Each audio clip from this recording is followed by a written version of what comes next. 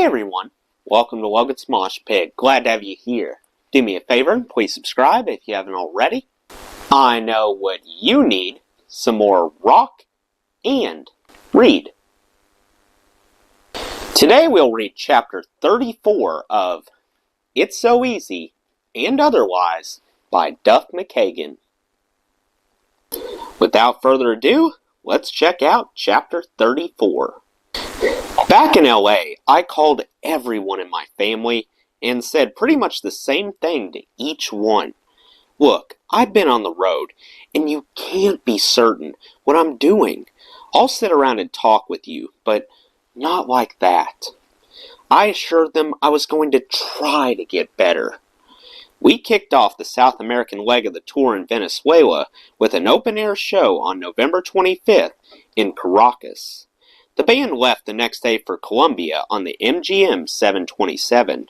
Cargo planes would follow us with the gear and crew once the teardown had been completed. When we arrived in Bogota, Guns N' Roses was the lead story in all the local newspapers. When we asked what all the headlines were, someone translated for us. That night, more news. A coup had been launched in Venezuela.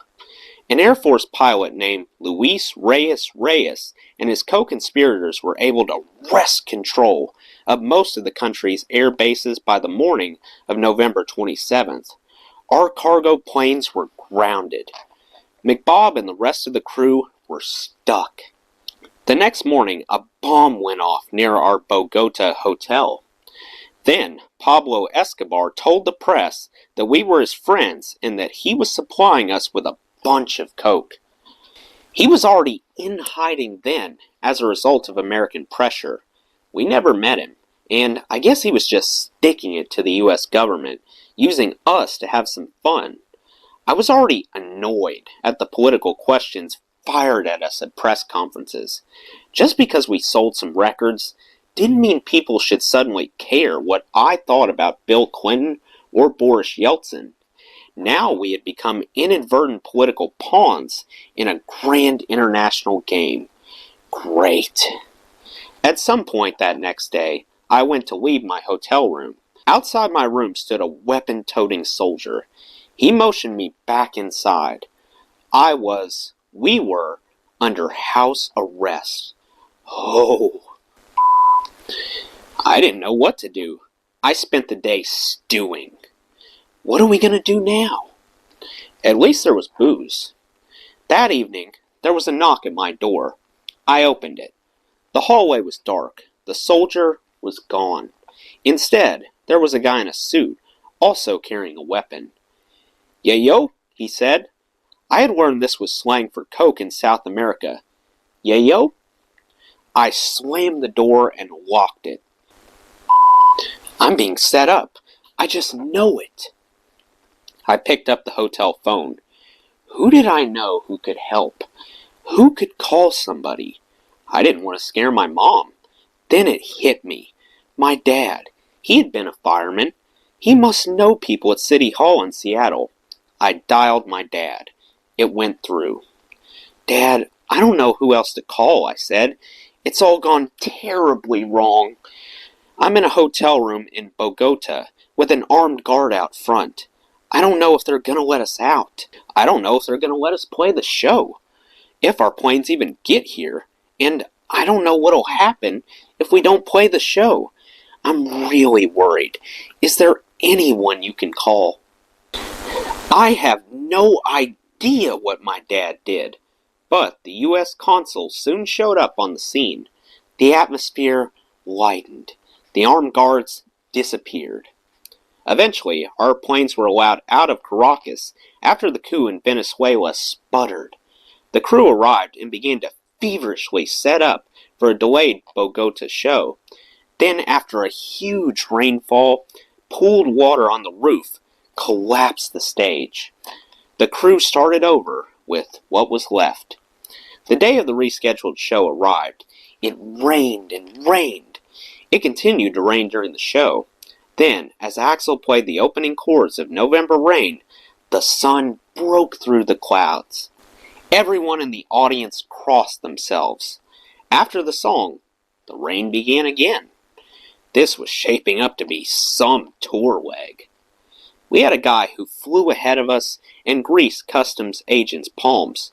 I don't remember customs people ever boarding our plane, though our hotel was rated in Chile. Not that there were any stupid mother-ers among us. We didn't smuggle from one country to another. We could always get whatever we needed locally. Axel tried to reach out to me a few times. One time in Sao Paulo, he called me from his hotel room. Stephanie Seymour was visiting him. Linda was with me. "Hey," he said, "why don't you come down to our room and we'll have dinner. We'll just have a nice time." We had a relaxed dinner and acted like adults. I thought we might be creating grounds for getting things together again. If it stays like this, I thought to myself, maybe I can dig myself out. I'll have people I can depend on. Half an hour after Linda and I left the dinner, Axel was throwing chairs in the lobby of the hotel and trying to fistfight some guy. We started 1993 in Asia, then came back to the States for yet another leg.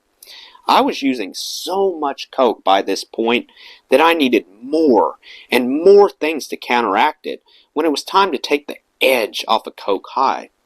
One night, when I couldn't get my hands on any pills and someone had some China White, powdered heroin, I snorted that instead. It did the trick. Edge dulled. I found that smoking the brown tar-like heroin on tinfoil, as I had tried once in Amsterdam with Izzy and Slash, also did the trick. I never lost my fear of smack enough to shoot it with a syringe, but I soon started smoking enough of it to get twinges of withdrawal. It didn't take much, that was for sure. Fortunately, I never came to enjoy the effect of heroin for its own sake, but floating away on a silk pillow was infinitely nicer than grinding my teeth in a drunken, paranoid stupor at the end of a coke binge. Sorum suddenly got sober. I don't know what happened, but there was a moment that changed things for him, an epiphany of some sort. That left just me and Slash from the toxic trio. Then Slash and I kinda separated, each spending more time with our own little groups. We were tired of manning each other's line, which at this point, especially now that I too was dabbling in heroin, meant checking to make sure the other one was still breathing. On the American leg of the tour, I went looking for trouble with Dizzy or Gilby. I remember landing in Fargo for a show in late March 1993 at the Fargo Dome. We got into town, looking around, and thought, oh God. Dizzy and I hopped in a limo and decided to cause a stir. We drove to the local rock radio station and went inside unannounced. We went on the air, and people started showing up at the station's office. Then we went to the local mall, looking for action of any kind. On stage in Sacramento on April 3rd, a bottle came flying out of the top tier. I saw it out of the corner of my eye. It hit Matt's floor tom and careened off. Then everything went black. The bottle had hit me right in the temple and knocked me out. The show ground to a halt. I was rushed to the emergency room. From the hospital, I returned to our hotel in Lake Tahoe. The next night, we had a show in Reno, and our managers deemed the Four Seasons in Tahoe the only hotel in the region worthy of our business. Gilby and I had arranged for our dads to attend the show in Reno. Despite all my dad's ups, I figured he was still my dad, and he had bailed our asses out in Colombia. Maybe I was also thinking about my mortality, dotting I's and crossing T's. I flew him to Tahoe, where he saw all the chicks swarming us at the fancy hotel. We all drove together from there to Reno for the concert. Gilby's dad was a retired fireman too, and he tried to engage my dad about firemen's. My dad never told stories about saving this or narrowly avoiding that. I'm sure house fires were harrowing to witnesses, and he never talked about them. Gilby's dad went on talking, reliving his glory days in the hopes of engaging my dad in conversation. Finally, he said, "You know, Mac, I always say if I had to do it all over again, I'd do it exactly the same. Wouldn't you?" My dad looked at him. "Hell no," he said. "I'd do what this guy did here." He had never supported my music career until I started making money. This was his way of showing approval, I guess. Though he never apologized for not supporting me earlier.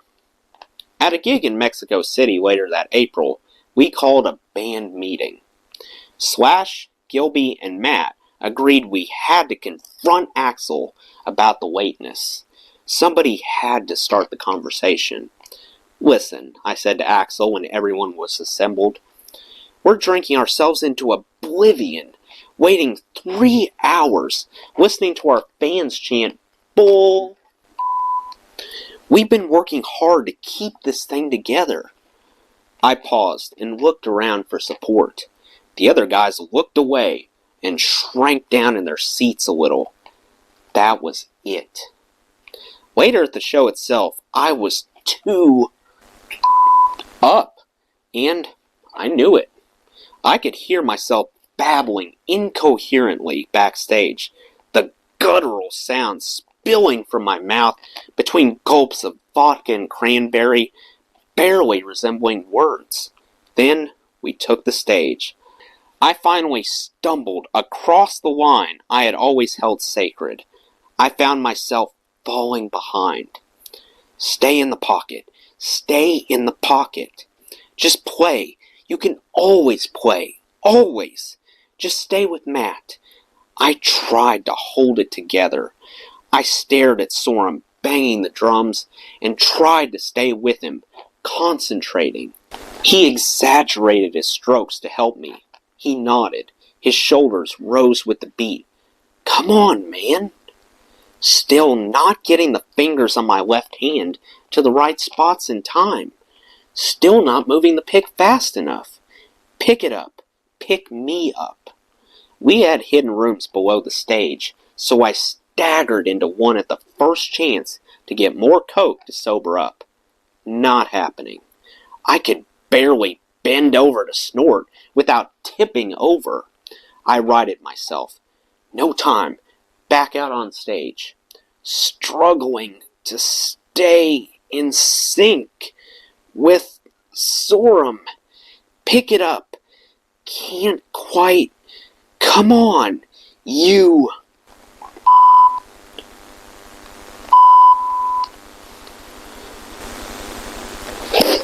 Well, that's the end of chapter 34. Let me know what you thought of this chapter in the comments below. That does it for today's video, guys. I hope you enjoyed. Make sure to like, comment, and subscribe if you haven't already. I really appreciate the support. I'll see you next time. Till then, rock on.